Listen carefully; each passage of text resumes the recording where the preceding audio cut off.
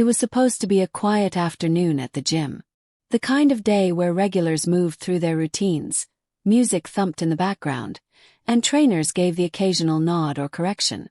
But no one expected what was about to happen that day.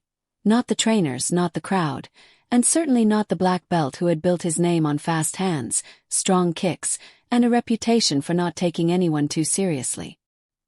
He was the gym's pride, a local martial arts champion known for his flashy skills, confidence, and some would say a little too much arrogance. He loved an audience. The more eyes on him, the better. He often joked around with the newcomers, sometimes tossing light challenges at people just to stir up some fun. It was never meant to be mean, at least not in his eyes. But sometimes fun crosses a line. That's exactly what happened when she walked in. She wasn't dressed like a fighter. She wore a simple, oversized hoodie, her hair pulled back in a messy bun, with old sneakers and a tired look in her eyes. She looked like she'd wandered in by accident. She didn't carry herself with the energy of someone ready to spar, nor did she seem to be looking for attention. She barely spoke a word. She just stood at the edge of the mat, quietly watching, her hands tucked into her sleeves, and her eyes scanning the room with quiet curiosity. Most people didn't notice her at first. But the black belt did. And maybe it was boredom or ego, or maybe just the mood of the day. But something about her made him speak up. With a smirk and a loud voice meant to catch attention, he called out, "Hey you! You look like you've seen a few fights in your day. Want to try your luck?" The room chuckled. A few heads turned.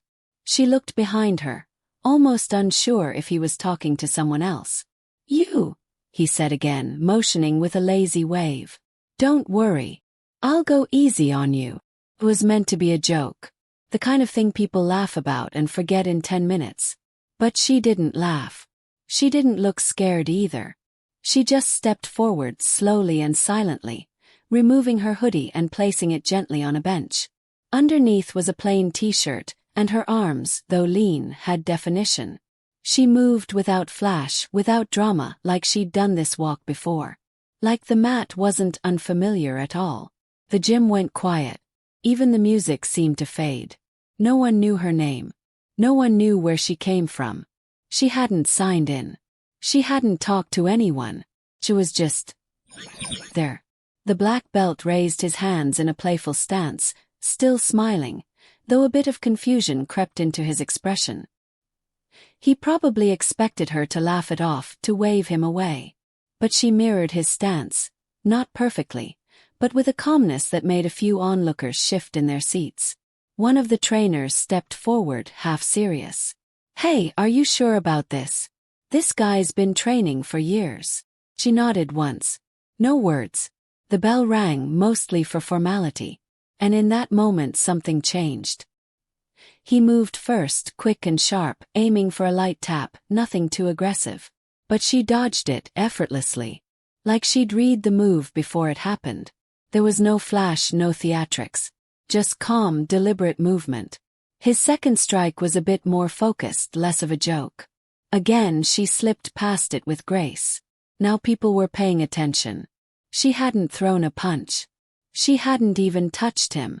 But already, the mood in the gym had shifted. Something about her presence, quiet, firm and unshaken, was unnerving.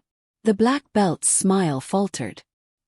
His ego, once inflated, started to feel the tiniest pinpricks of doubt.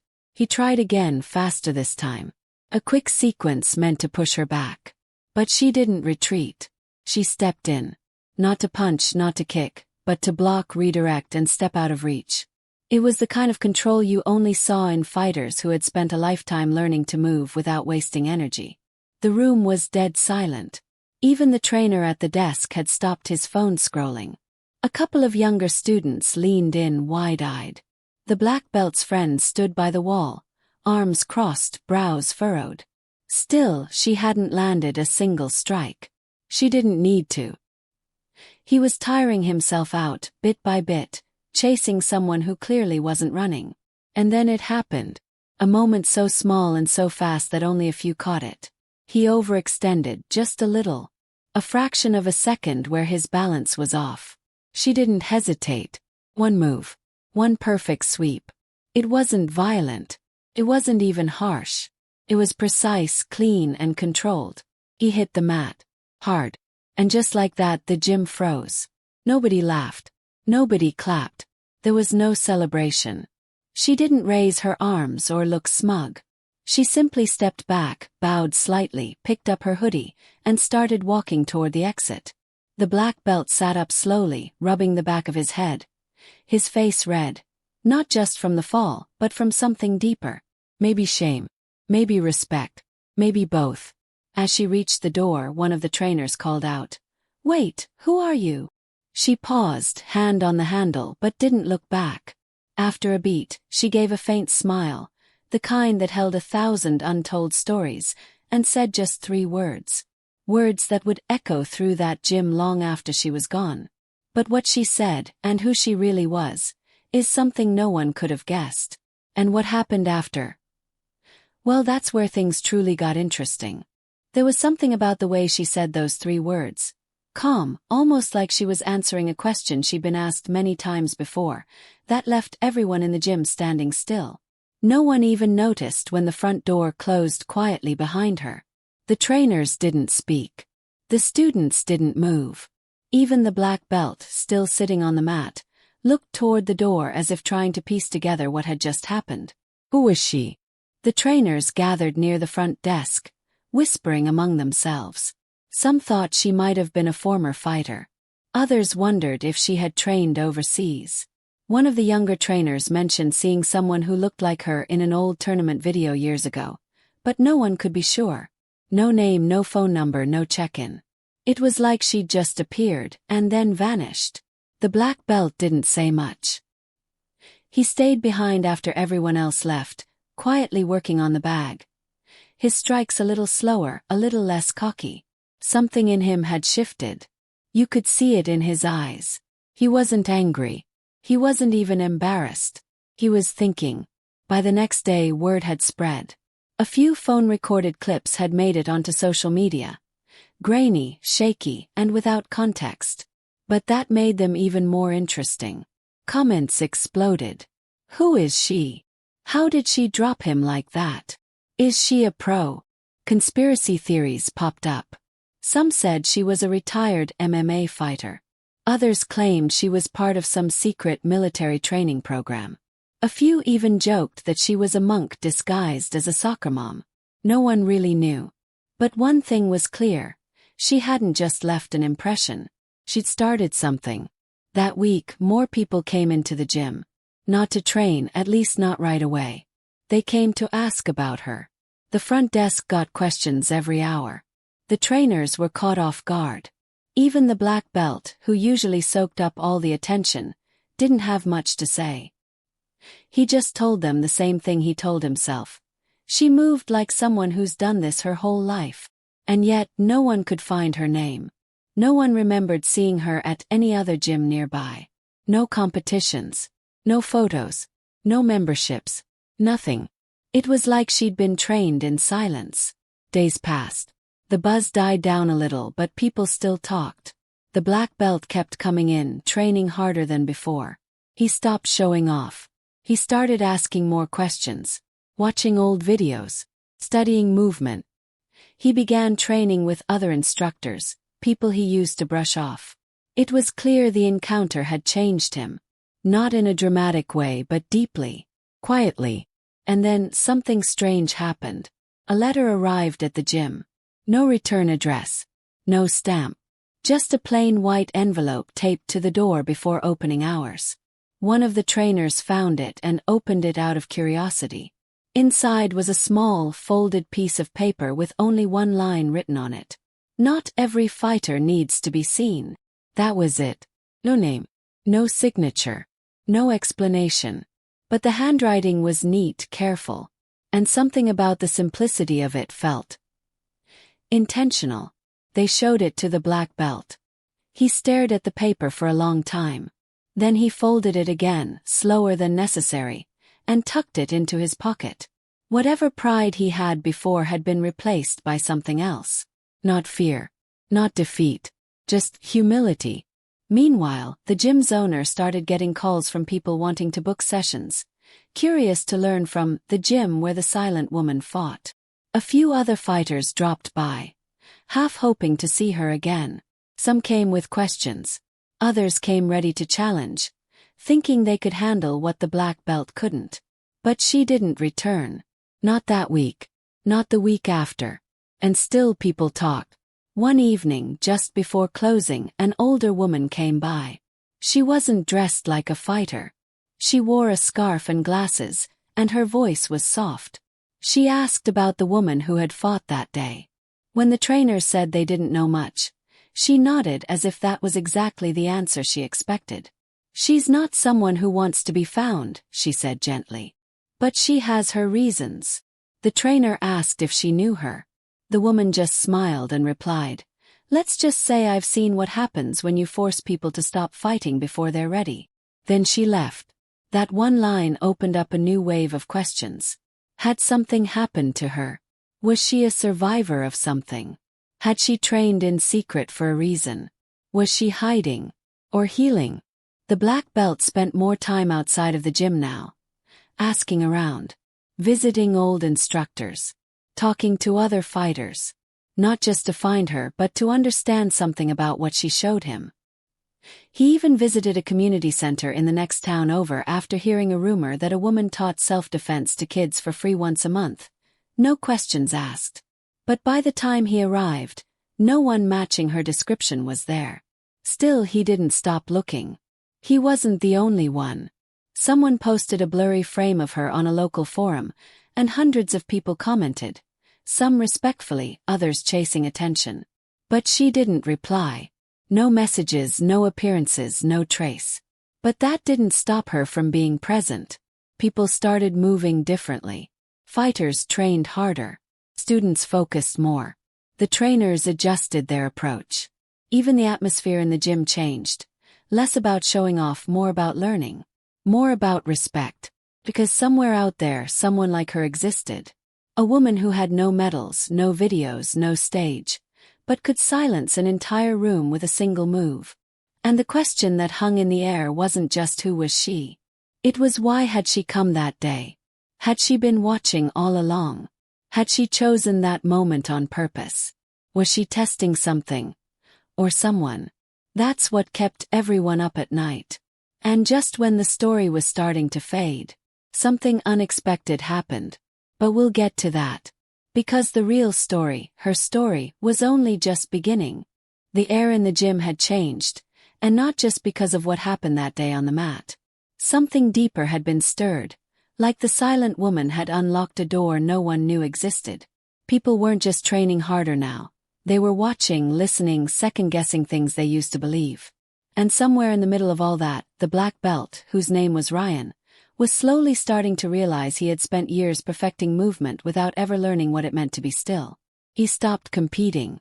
Stopped uploading flashy videos. He kept coming to the gym every day but not to show off anymore. He started helping beginners, staying late to clean up, talking to people he never used to notice. There was a quietness in him now. The kind that only shows up after something unsettles your foundation. But no matter how much time passed, one question refused to leave him alone. Why her?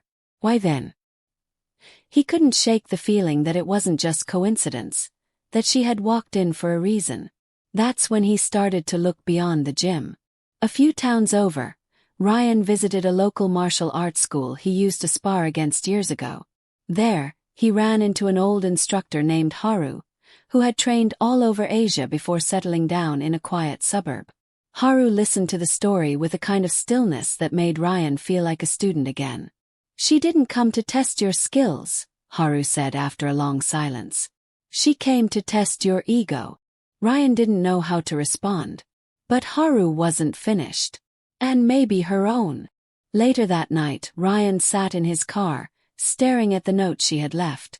He had read it 100 times, but now it felt heavier. Not every fighter needs to be seen.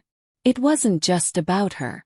It was about all the people who trained quietly, who never stepped into the spotlight, but still carried a storm inside them. Meanwhile, back at the gym, a new face had started showing up. A teenage girl named Lily. Thin, quiet, always keeping to the corner, always watching. She didn't say much, but she signed up for beginner classes, showed up early and stayed late. Her eyes held something sharp, like she was watching everything, trying to figure out who to trust. The trainers welcomed her, but they also noticed something strange. She didn't train like a beginner. She picked things up too quickly. Her footwork was too precise. And when Ryan watched her from across the mat, something about her movement felt familiar. Not in the way she punched, but in the way she held back. One day, while helping her stretch after class, Ryan asked gently, "Who taught you before this?" Lily looked up, hesitated, then said, "No one serious. Just someone who helped me stay quiet in loud places." It wasn't an answer. Not really. But Ryan didn't push. Because he recognized the look in her eyes, the same look the woman had. Some kind of storm hidden behind calm. What Ryan didn't know was that Lily had seen the video of that silent fight. She'd watched it over and over. And not because it was impressive, but because she recognized the woman. Not from her face, not even from her voice, but from the way she moved. Years ago, Lily had been part of a small self-defense group run by a woman who never gave her real name. Just called herself Ami. She didn't ask questions, didn't charge money. Just taught girls and women how to protect themselves, how to breathe through fear, how to move like they mattered. Lily remembered the late nights in that dusty basement, the cracked mirror, the whisper of rubber soles on concrete. And she remembered the rule Ami had always repeated. You don't fight to prove something. You fight to protect what you can't lose. Lily never knew where Ami went. One day she just didn't come back. Now, years later, she was almost sure the woman on that gym mat, calm, silent, unstoppable, was her. And if she was back, even for a moment, then maybe something had changed. Maybe something was wrong. Lily started staying later. Watching everyone. Listening. She wasn't the only one digging. A reporter named Jess, who covered local human interest stories, caught wind of the viral video. She wasn't into fighting or martial arts, but something about the clip, the way the woman moved, the expression on her face, felt different from anything she'd covered before. It wasn't just skill. It was something deeper, older. Jess started asking around. She visited gyms, shelters, even a women's crisis center on the outskirts of the city. There she found something odd. A mural on the back wall of a classroom. Small figures, drawn in chalk by children, surrounded by one tall woman with a tied bun and open arms.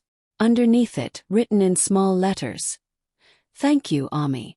No last name. No photo. Just a nickname and a group of kids who remembered her as someone who made them feel safe.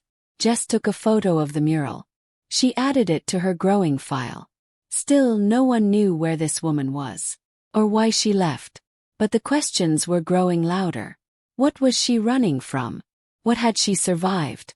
And why now, after disappearing for years, had she chosen to walk into a crowded gym, challenge a well-known fighter, and disappear again?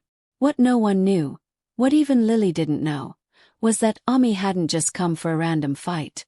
She had seen something. She had recognized a face in the gym. Not Ryan's, but someone else's. Someone who wasn't there to train. Someone who had followed her once before. That man hadn't spoken. He hadn't moved. But he stood near the back, arms crossed, watching quietly. He saw him. And he saw her. That's when she knew she had to remind them who she still was. But she also knew something else. It wasn't over. Not yet. Because the past has a way of showing up when you least expect it. And this time, it wasn't just watching. Lily noticed him first. He wasn't dressed like the others. No gym bag, no water bottle, no towel. Just dark jeans, a plain black jacket, and that stillness, the kind that doesn't belong in a place full of movement. He stood in the back again, near the vending machine, barely blinking. Watching. She tried not to stare. Tried to act like she didn't feel her chest tighten the way it used to when the wrong kind of silence filled a room. But deep down, she knew this wasn't just a stranger. She'd seen eyes like his before. Eyes that didn't scan, they studied. Ryan saw him too. At first, He assumed the guy was just someone curious, maybe another reporter or a trainer from a rival gym. But the way he stood, the way he didn't look impressed or interested, set something off in Ryan. There was no sense of respect, no casual body language. It was too calm, too cold.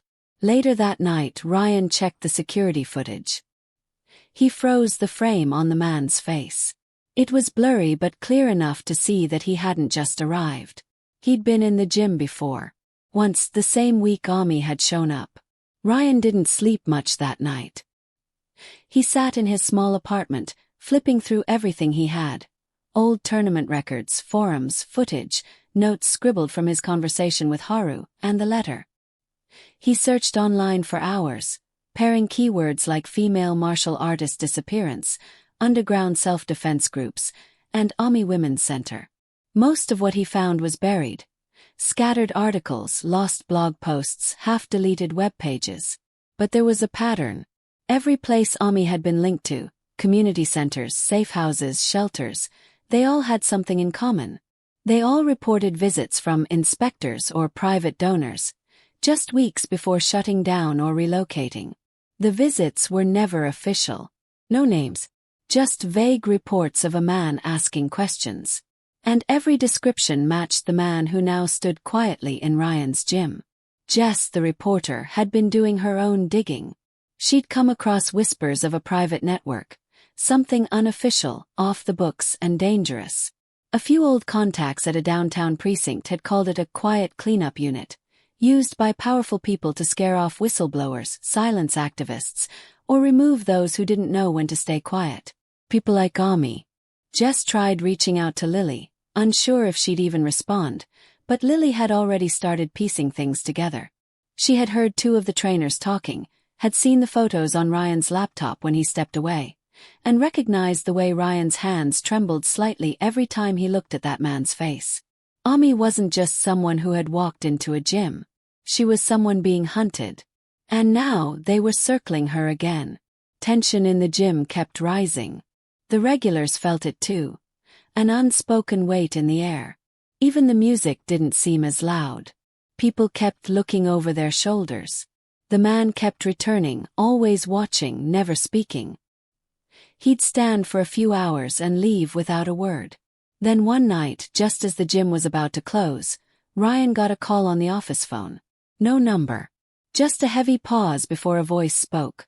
Quiet, deep, and unfamiliar. "She's not safe with you." Ryan's pulse spiked. "Who is this?" The voice didn't answer. It just said, "You need to stop looking. And you need to stop asking questions." Then silence. Ryan hung up, stood there for a moment, then grabbed his keys and left. He found Lily outside the back of the gym, sitting on the curb with her hoodie pulled tight, staring at nothing. "They're close," she said without looking at him. "I know." Neither of them said anything for a long while. A few blocks away, Jess was meeting with a contact, an ex-cop who'd left the force after a corruption scandal. He told her what she feared. The man in the photo had been part of a private group hired by unnamed contractors. No badges, no records, but a long trail of people who'd disappeared after crossing paths with him. "They don't make arrests," he said. "They make people disappear." Jess recorded the conversation. She wasn't sure what she was going to do with it yet, but she knew one thing. This story wasn't just about a woman who beat a black belt. It was about something darker. Ami had seen something, maybe exposed something. And now, whoever wanted her gone had found her again. Lily kept checking the front door every time it opened. Ryan stopped sparring. He spent most of his time watching cameras, making calls, and trying to find out if Ami had left any trace behind. And then, without warning, she returned. It was a Saturday morning. Quiet. Just a few early risers hitting the weights. Ami walked in like she had the first time. Calm, steady, unnoticed until it was too late. She didn't speak. She walked straight up to Ryan and said, "He's not here for me. He's here for her." She didn't look at Lily when she said it, but Lily knew. Everything clicked into place. Ami had stepped into the spotlight that day not to send a message for herself, but to shield someone else. She had known they were watching. She'd known who they were after. And now that the mask was off, they were all in danger. The lights flickered slightly. Car engine revved outside. One of the back windows was cracked open, the cold air sneaking in. Ryan turned toward the door, and in that split second, he saw movement outside. 2 figures, standing, waiting. Ami stepped forward, her voice low but sharp. "They're going to come inside." The gym fell silent. Every breath, every glance, every heartbeat waited for the next sound. Because the fight that was coming wasn't about belts or skill anymore. It was about truth. And survival. And the question that still hung in the air, unspoken, unanswered, was this. How far would they go to make sure the past stayed buried? And who would stand when the door finally opened? The front door creaked open, slow like a breath being held too long. Everyone in the gym froze. Ryan stepped in front of Lily instinctively. Ami didn't move. Her eyes locked on the 2 men stepping through the threshold. The taller one wore the same black jacket, expression unreadable. The other, shorter and stockier, scanned the room as if counting every exit, every angle. They weren't here to talk. That much was clear. But something was off. They didn't make a move. They just stood there, letting the cold air trail in behind them. One of the trainers reached for the front desk phone, hand shaking slightly. The shorter man gave a subtle shake of his head, a warning without words. Ryan felt his chest tighten. This wasn't just intimidation anymore. This was a message. Then, something unexpected happened. The taller man's phone buzzed. He glanced at it, frowned, then turned to Ami and muttered, "Change of plans." Without another word, both men backed out slowly and disappeared through the door, the gym falling into eerie silence once more. Ryan looked at Ami, stunned. What just happened? Ami's jaw tightened. They got what they needed. Lily stepped forward. "What do you mean?" Ami didn't answer right away. She turned to the security monitor behind the front desk and rewound the feed from earlier that morning. On screen, Lily could be seen unlocking the front door before opening hours, letting herself in early to practice.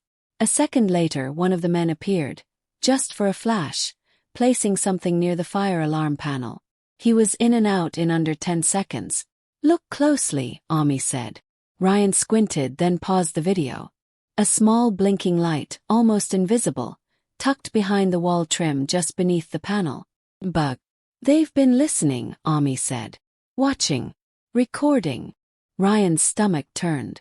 But then came the second twist. Ami pulled a folded envelope from inside her sleeve and handed it to Ryan. It was old, yellowed, sealed. "I wasn't supposed to keep this. But I did." Ryan opened it carefully. Inside was a photo. Not of Ami. Not of Lily. It was a picture of a much younger Ryan, barely out of his teens, posing after a local tournament. Next to him stood a man Ryan didn't recognize, wearing a cap, face turned slightly from the camera.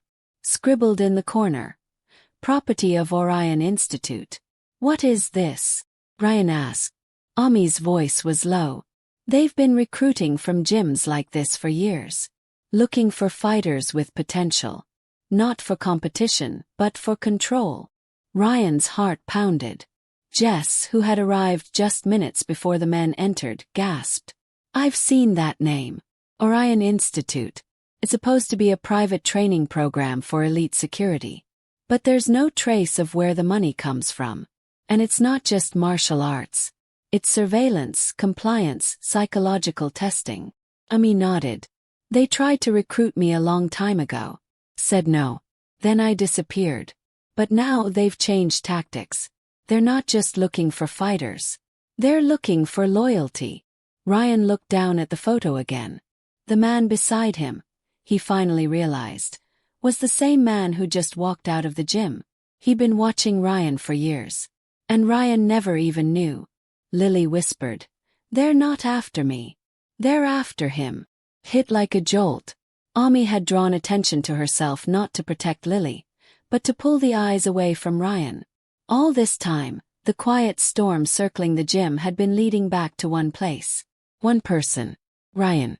And now they knew he was aware. The gym no longer felt safe.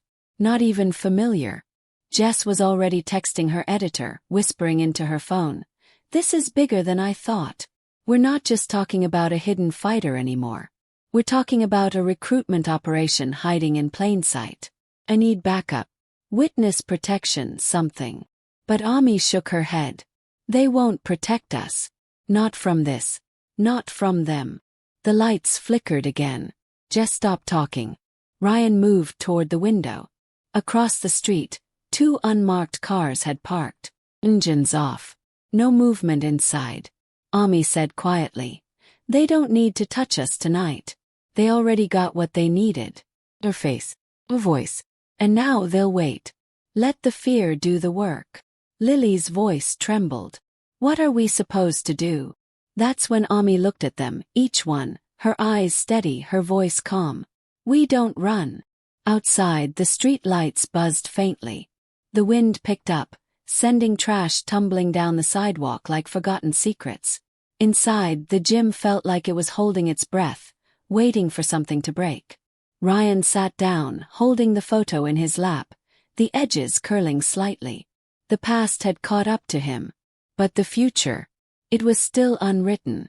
And somewhere in the distance, someone was watching, listening, and waiting for the moment to strike. Whatever was coming, it had already begun. That night, the gym stayed closed. Ryan, Ami, Lily, and Jess gathered in the back office with the lights off, the blinds drawn. Outside, the unmarked cars hadn't moved. Inside, it felt like the walls were closing in. Tension clung to the air like fog. No one spoke for a while. Then Ami stood, her voice steady. We can't wait for them to make the next move. We have to finish this. Ryan looked at her, confused. How? What do they want from me? Ami turned to him. They want to control you. You were one of their top targets years ago. Someone put a stop to it, quietly. But the moment you started asking questions, they circled back. Now they're testing your limits. Seeing if you'll break. Jess leaned forward. So we expose them. Names, faces, operations. You said they've been recruiting from gyms. We go public. Ami shook her head. That's the mistake I made last time. The more noise you make, the quieter they become. By the time anyone looks, they've already changed everything. Lily, who had been silent, spoke softly. Then we do it their way. We don't go public. We let them think they're still in control. Ryan turned to her. What are you saying? She looked up, her eyes clear. We give them a meeting. Sounded insane. But the idea was simple. Draw them out. Pretend Ryan was ready to cooperate. Make it seem like the pressure had worked. Jess would record everything. Ami and Lily would stay hidden. It was a risk, but one they had to take. The message was sent through the only method they knew would be seen. Ryan posted a short video to his profile that night. Just a few seconds long. No explanation. No audio. Just him alone in the gym, holding the photo Ami had given him. And in the background, written faintly on the wall behind him in chalk, ready to talk. The response came less than 2 hours later. Phone call. No number. Just silence, and then a single sentence. 5 a.m. tomorrow. Warehouse 9. No surprises. Jess didn't like it. Neither did Ryan. But they knew this was it. The warehouse was on the edge of the industrial district. Abandoned, quiet, hidden from street view. Ryan arrived just before dawn, wearing a wire Jess had helped set up, with her van parked half a block away. Ami and Lily waited on the roof of a nearby building, watching through binoculars. Inside, the warehouse was cold and empty except for one light flickering above a small table. The taller man, now wearing a collared coat and no expression, stepped forward. We didn't expect this, he said. Ryan swallowed. I didn't expect a lot of things. There was a long silence. Then the man slid a folder across the table. This is your file. All of it. Training potential. Psychological mapping. Early performance reports. You were meant to lead one of our units by now. Ryan didn't touch the folder. Why me? You had the right qualities. discipline, aggression, obedience. But you lacked one thing: motivation. That's where Ami failed you. Ryan's hands curled into fists. She didn't fail me. She saved me. The man nodded slowly. And now you're here, trying to undo something that's already been done. From her spot on the rooftop, Ami whispered into the radio. Stay calm. Don't react. Ryan stared at the man. What happens if I walk away? You won't, the man said. Because the people around you won't be safe if you do. That was the line Jess needed. She hit record and sent the live feed to a private server. The conversation continued for several minutes.